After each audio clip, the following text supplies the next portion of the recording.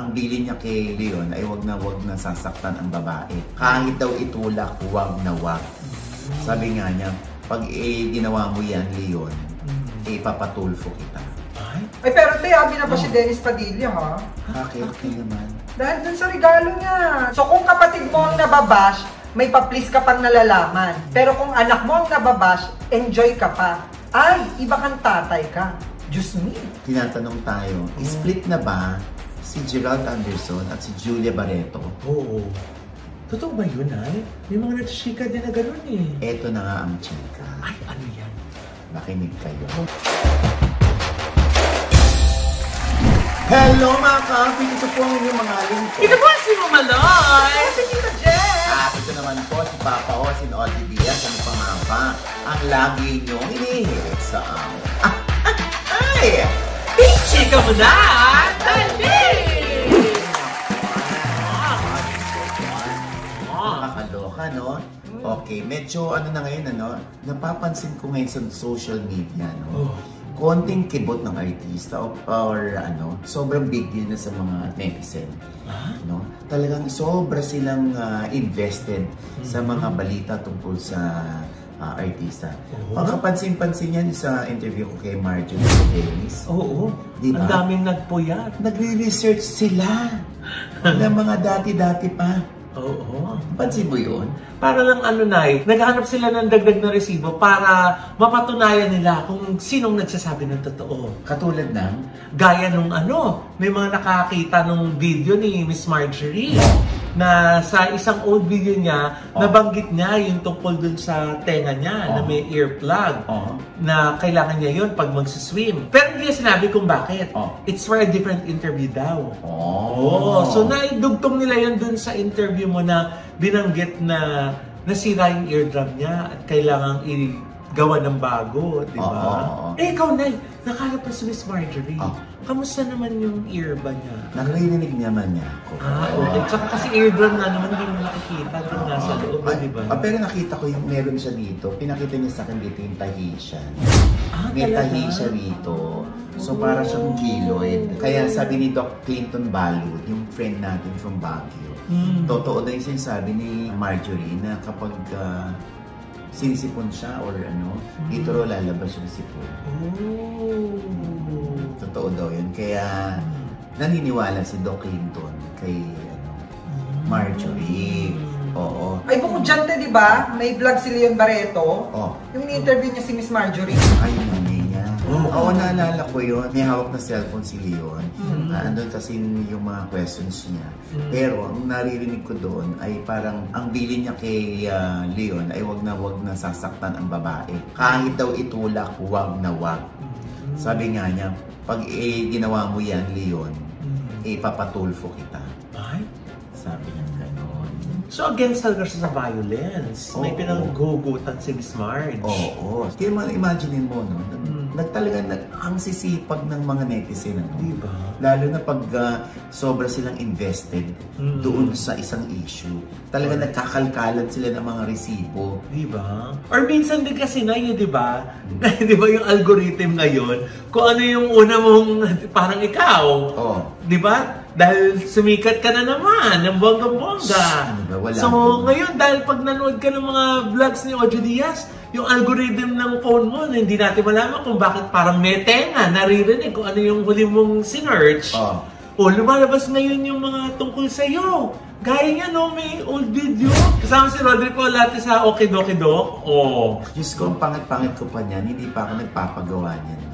Ha? Ito ko na ka? Tina! Bakit? Diba?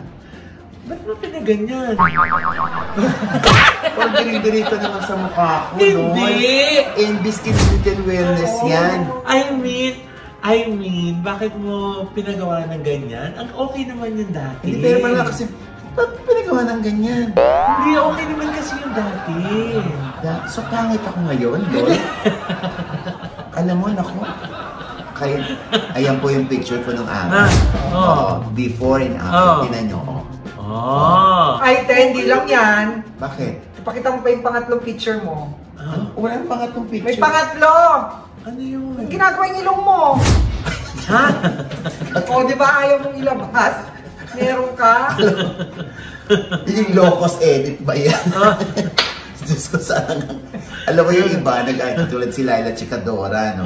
Nag-PM pa sa akin na siya ang naiirita for me. Bakit? Para siya yung naiinsulto dahil daw dun sa ginawa ng isang ginaganon-ganon yung ilong ko ng pen.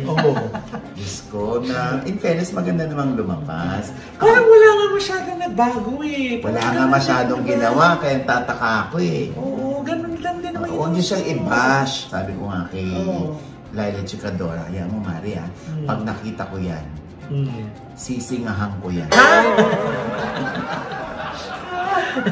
Ay, alam mo, napaka-komportable ko, napaka-relax ko dito sa ilong ko. Yeah. Kaya hayaan nyo na. Ang importante, nakakahinga ako ng maluwag. Wait, teka lang, baka maniwala sila na pinagawa mo yung face mo. Pinagaganda ko ang face Yes, ko. inaalagaan ang face niya.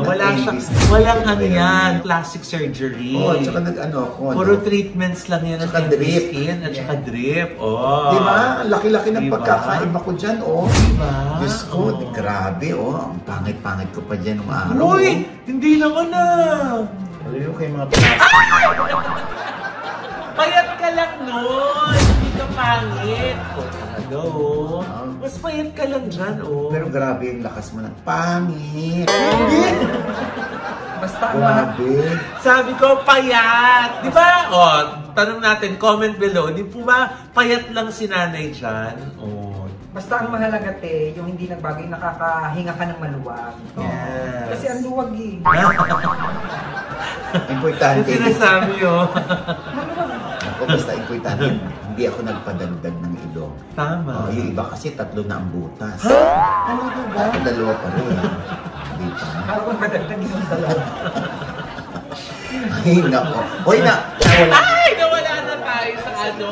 Yun nga, dahil nga yung algorithm, di ba? Siyempre, kung yung last mong pinanood tungkol kay Miss Marjorie o kaya tungkol kay Dennis, most likely, lumalabas yung mga ano, parang nire-recommend nila yung, oh, eto pa yung mga iba tungkol kay Marjorie, eto pa yung mga iba tungkol. Kaya tuloy na babalik yung mga nakaraan na mga nakapost. Ay, pero te, abi na ba si Dennis Padilla, ha? Bakit ka naman? Dahil dun sa regalo niya, sa kay Claudia, tsaka dun sa asawa. Na? Yung pamigay niya ng sombrero, te, na may nakasulat na astig. O, tapos? O, tas yung dalawang bagoong, na sweet and spicy. O, kulang na lang, te, magregalo ng mangga para magamit yung bagoong. Eh, yun na yung regalo niya. Sabi nga nila, it's the thought that counts. Yes. O naman. Yun ang ate, sa thought that counts, pero kakasal yung anak mo, te, magregalo ka ng bagoong. Bakit may spicy naman? Pwede makapamili ko sweet at spicy ang gusto mo. At saka, teka lang, di ba kasi may ibang nagregalo, iniisip ko ano yung kailangan sa bahay. Baka naisip ni Sir Dennis, kailangan nila yung bagoong sa house. Di ba? Kaya dati, ang daming silverware, ang daming punch bowl, ang daming induction cooker. Saka diba? yung rice cooker, Oo, diba? Meron diba? pang blender. Yes. Pero ngayon nga, di ba, ang inaano na lang, wag na, kami na lang bibili.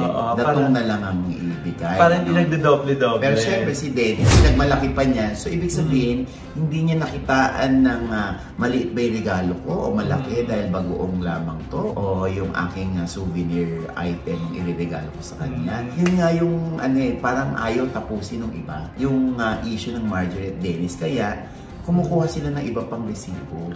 O baka lumabas din yan na sa feed nila, kaya na-share na na-share. Oo, yung after nga na lumabas yung aking panayam kay Marjorie, bigla naman pinakita na nagsising-along sila ni Jean Padilla, ng kanyang kapatid. And speaking of Jean Padilla, ha? Ang dami rin nagbabash sa kanya. Bakit? Eh kasi nga ate, di ba, hindi daw siya invited, sabi ni Miss Marjorie. Yung lumabas na yun Oy, kasi nga te, may isa pang lumabas. Na natutuwa si KitKat te. Na nasupalpal ni Miss Marjorie si Jean. Oo nga, Nay, nabasa ko yan. Nasusulat yan. Doon sa post ni KitKat. Basa. Sorry! Di ko napigil. Tawang-tawa lang ako dito. FYI, wala ako paki sa mga eksena. Natawa lang ako kasi nasopla si Jean. Di ka naman pala invited ka si Jean. Ha ha ha ha ha! Well, sa akin, umepal ka din dati. Ikaw na pinagsimpatyahan ko. Pero gumatong at nakipagkampihan ka dun sa umaway sa akin. Ha ha ha! Katatanda at kalalaking yung tao, pinagkaisahan niyo ko? PS, di ko makakalimutan yon at buntis na ako noon. Hilig niyo manakit ng damdamin ng babae, bata, ng kapwa. Makanood na nga ng movie na Uninvited. No. Alam mo, hindi Diba? pa sinasagot ni ni Gina, kasi yung huling sagot na nalaman natin mula sa kanya pagkatapos sabihin ni Marjorie na hindi siya invited.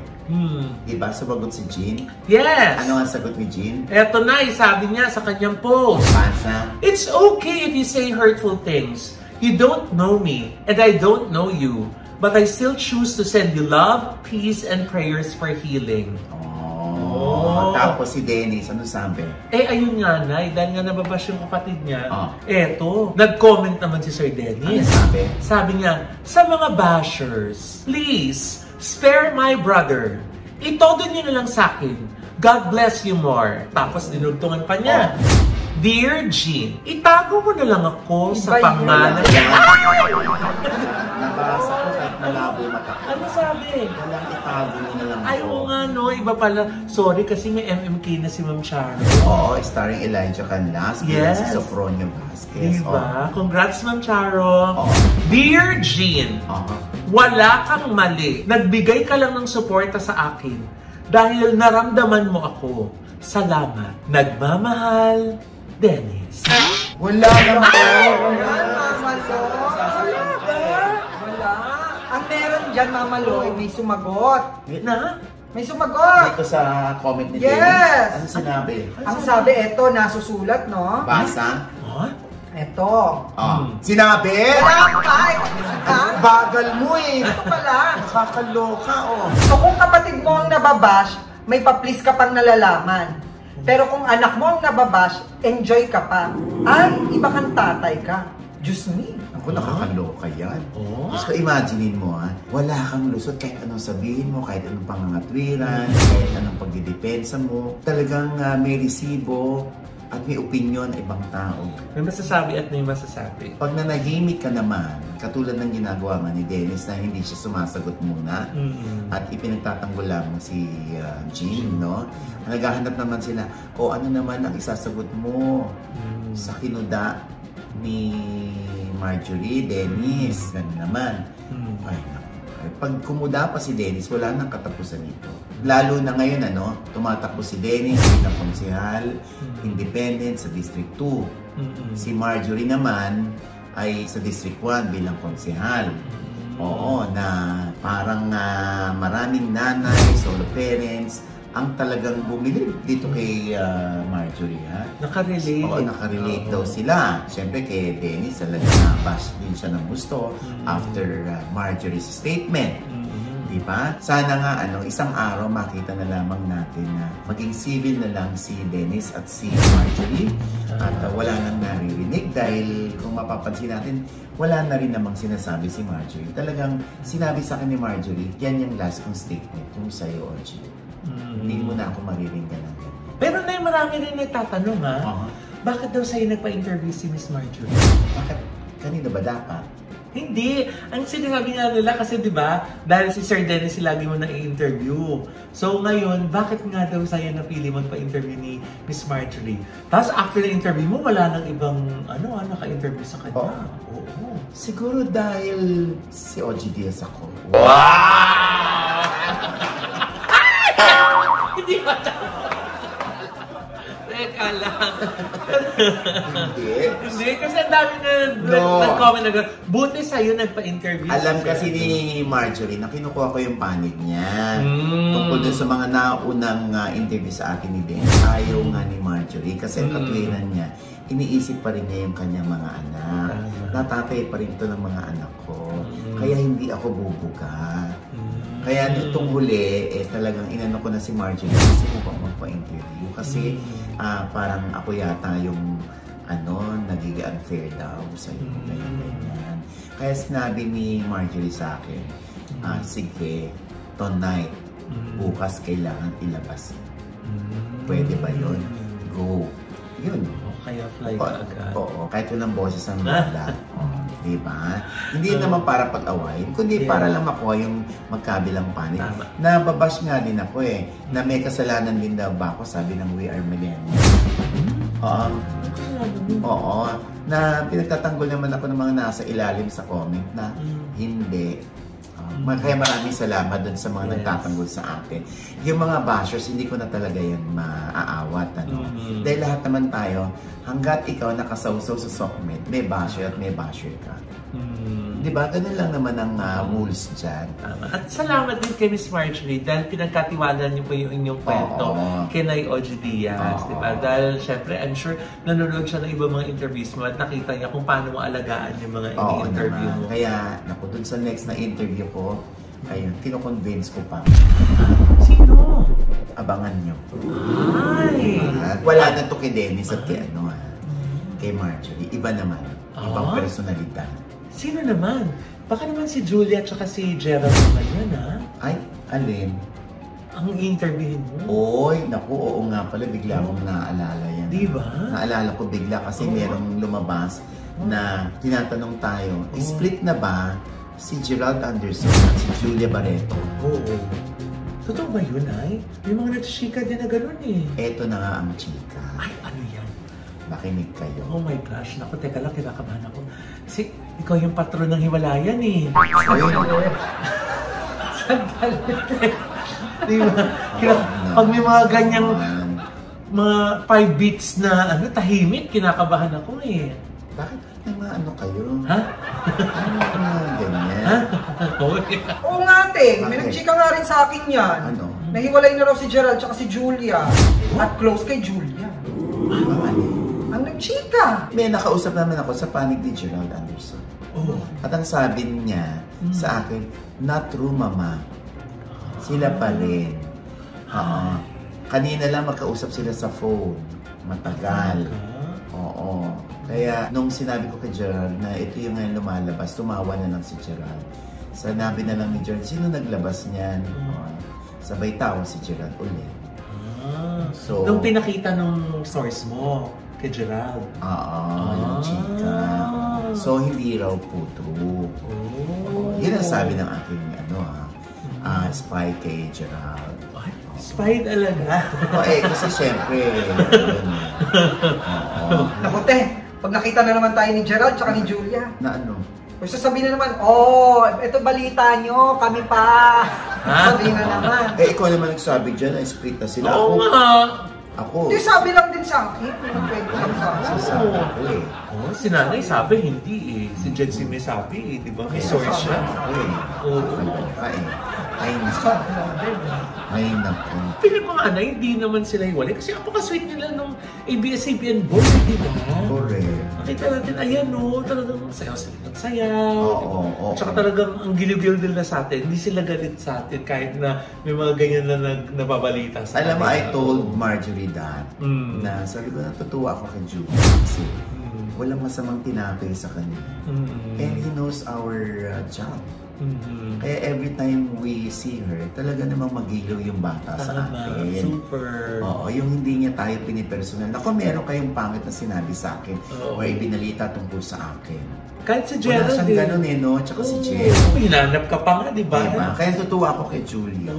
Kasi si pa pinariringgan mo. Uy, grabe ka na naman. Jex, ha? Ano na naman ako, ha?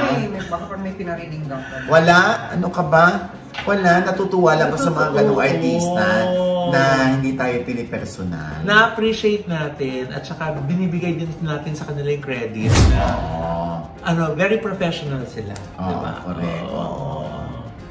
Katulad yung professionalism na rin ang pinag-uusapan. Yan, si Sherlyn San Pedro, na-bash ng gusto. Dahil nga rin tumalakad siya doon from the pinto ng Soler North. Patungo ng elevator, di ba? Kumakaway naman siya. Sabing gano'n, isang bibig siya pa-picture, bawal eh. Hi, Sherlyn! Sherlyn, pa-picture. Bawal eh. Tapos binash na ng gusto si Sherlyn. Sabi, mayabang, maarte, bakit daw bawal? Bawal ba talaga, Nay? Alam mo, hindi naman sa pagtatanggol natin kay Charlene, ano? Kasi kahit kami rin sinasabihan na dire-diretso po tayo, ha? Huwag na po tayo masyadong lalapit sa fans. Kasi pag lumapit po kayo sa isa, magtatampo po yung iba pag hindi nyo rin nalapitan. So kumaway na lang po kayo. Nagkataon lang na nagpakatotoo yung bata kasi nga bawal. Dahil kahit kami rin, ni Nips, yun ba naman kami, di ba? Kumakaway lang din kami. Tama. Oo, hindi naman kami lumalapit. Hi, chika-chika. Tapos lahat papapicture, pagbibigyan mo yan, di ba? Eh, ang dami nila. At saka na medyo malawak yung nilalakaran natin, di ba? Oo. Kaya pagpasensyahan nyo at sana maintindihan ninyo na merong protocol na sinusunod. Ngayon, kung yung isa hindi makatiis sa artista, talagang lumapit, pinagbigyan niya isa, pinagbigyan niya yung pangalawa, hanggang lahat pagbigyan niya yan, eh wala tayong magagawa. Ang problema lang ay magkukos siya ng yung darating ulit. Hindi na makukunan kasi nga nagkagulo na doon yung mga niron doon sa isang artista. At saka kung mapapansin nyo, di ba, may mga times na sunod-sunod yung dating ng mga artista. So magkukos po ng traffic. Tsaka kasi kailangan na din sila na para lang din ma-picture po nila. Pagpasok ng artista, pagrampa nila dun sa may mga fans, pupunta sila sa pictorial area. Ilang booth yung kailangan pagpapicturean at interviewhan, tapos kailangan na silang tinatawag na sila sa taas. So, para sa red carpet. Sa red carpet. So, nagmamadali din talaga silang makapasok, di ba? Naman talagang tango ka na lang tango, wala ka sinasabi dyan. Ano ba sasabi mo? Ano comment mo dyan? Oo nga. Wala. Bakit? Bakit invited ba ako dyan? Ay, Ano ako? Si Jean? Ay! Hoy, grabe ka. Hoy, Grabe tapos siya. na yun, issue. Grabe ka naman, Jex. Oo. Mabait na yan si Jean, in fairness. Sana maintindihan niyo yun. Lalo na, yung mga artista po talaga, pag tinutukan ng camera, parang konting mali lang, na-snap lang, nagbabiral na, tinitira na, ganyan. Parang si Dina Wong. Di ba? Yung volleyball player na time niya yon, tapos may nagpapapicture, ayaw niya. Tapos maraming nag-bash sa kanya, di ba? So, yun may paliwanag naman si Dina Wong dyan.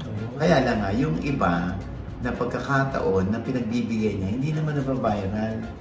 Yung hindi lang niya pinagbigyan, yun ang nababiral. So, ganun din dito sa amin. Tama. Pag nagpa-unlock ka, hindi naman mababiral kasi parang normal na. Mas gusto nila yung ma-attitude ka, yun ang mababiral. Kaya yung iba nananadya na attitude para ma-viral. Sino na naman yan, te? Wala akong pinariningan, James. Please! Pani, please? Please! Uy! Ay, may tiri. Ano ba? Gagalit si Kuya Dick sa'yo niyan Bakit? kasi nga, pinapormahan mo rin si Doc Aga. Kasi may bago akong luto para kay Doc Aga. Ano? Kailangan matikman mo yung aking recipe. Ano yan? Oo. Siyempre yung aking niluluto yan, wala naman talaga akong niluluto. Paano ko sasabihin sa'yo kung ano yun? Anyway. Mamaloy, malungkot na balita, nagluksa na naman ang buong showbiz industry sa pagpanaw ng nag-iisang superstar na si Miss Nora Honor noong Miyerkules Santo, April 16 sa edad na 71. Ang anak nitong aktor na si Ian De Leon ang nag-announce ng malungkot na balitang ito. Matatanda ang si Ate Guy ay narangalan bilang National Artist for Film and Broadcast Arts noong 2022. At sa kaalaman ng kasalukulang henerasyon, siya ang nagsimula ng mata-mata acting kung saan mata pa lang umaarte na. Siya rin ang kinilalang ina ni Lotlot De Leon at kamamatay lamang ng biyenan nitong Asia's Queen of Songs Miss Pilita Corrales noong April 12. Ay eto't pumanaw naman ang kanyang inang si Miss Nora Honor. Dalawang lola ni Janine Gutierrez ang namaalam sa loob lamang ng 4 na araw. Isa rin sa mga inadapt ni Ate Guy si Matet De Leon bukod kay Lotlot. Ang naging karibal sa karir ni Ate Guy noong araw ay si Miss Vilma Santos. Pero nanatiling magkaibigan ng dalawa. Meron din silang anak ni Christopher De Leon, si Ian. At muli, ang aming taos-pusong pakikiramay sa mga naulila ng nag-iisang Miss Nora Honor.